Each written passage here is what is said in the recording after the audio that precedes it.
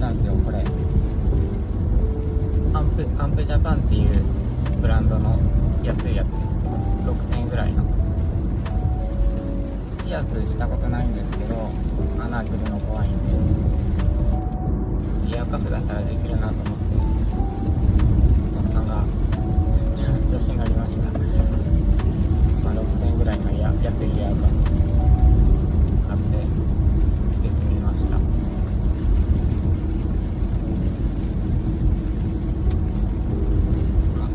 そんな感じで台風来てる中出かけてます。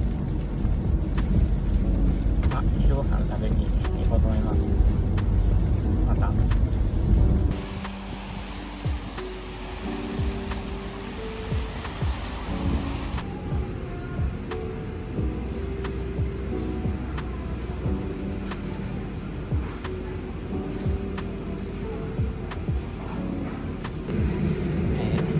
一人で焼肉食べに来ました。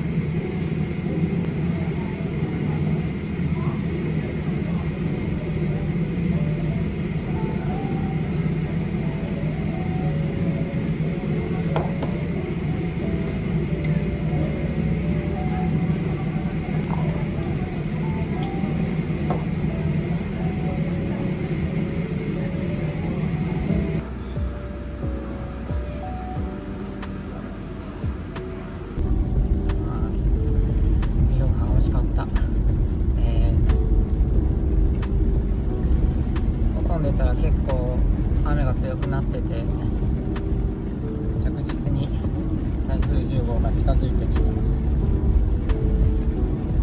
す。明日大丈夫かな。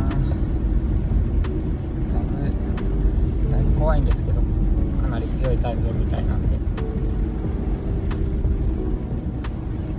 車の外の景色、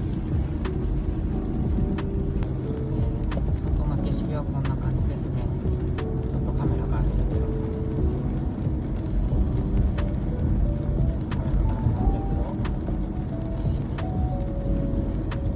結構曇って雨がちょっと強くなってきたかな。台風かなり強いみたいなんで、皆さんも気をつけてください。うちはボラなんで家ごと飛ばされるかもしれんけど雨戸をしっかり閉めてね、防災グッズとか枕元に置いて、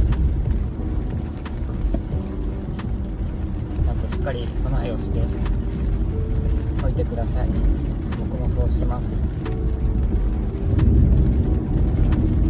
じゃあまた。